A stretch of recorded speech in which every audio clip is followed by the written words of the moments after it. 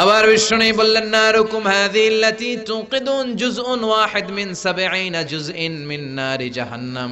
দুনিয়ার যে আগুন দিয়ে রান্না করে তোমরা রান্না করো, এই আগুন কি জাহান্নামের আগুন নাকি? আপনাদের রান্নাঘরে যে আগুন দিয়ে রান্না হয়, জাহান্নামের আগুন তো ওই আগুন না? কথা বলেন। দুনিয়ার আগুনই সহ্য করতে পারি না। দুনিয়ার আগুনের উপরে কয় সেকেন্ড আঙ্গুল রাখা যাবে?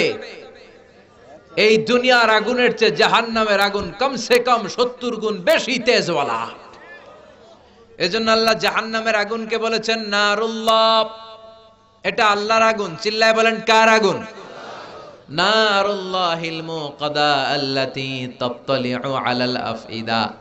দুনিয়ার আগুন হাতের মধ্যে লাগলে হাত জ্বলে যায়, পিঠে লাগলে পিঠ জ্বলে যায়, পায়ে লাগলে পা জ্বলে যায়।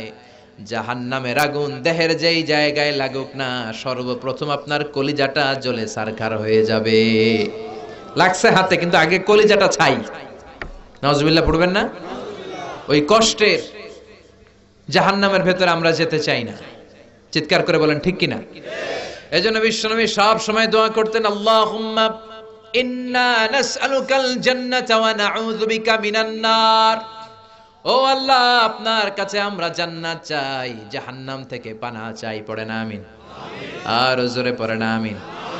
জাহান্নামের মধ্যে ক্যাটাগরি আছে। এই দোজখের ক্যাটাগরির সবচেয়ে ভয়ঙ্কর ক্যাটাগরির নাম জাহান্নাম।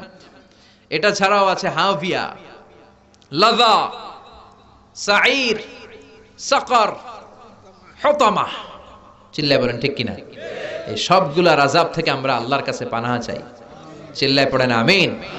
সেদিন আল্লাহ বিচার শেষে বলবেন, দুইটা লাইন হ, একটা ডান দিকে এরা জান্নাতে যাবি, বাঁ দিকে আরেকটা লাইন ধরে ওরা জাহান্নামে যাবি।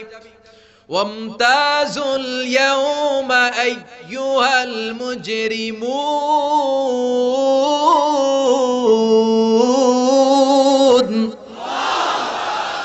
দুনিয়ার পাপীরা, দুনিয়ার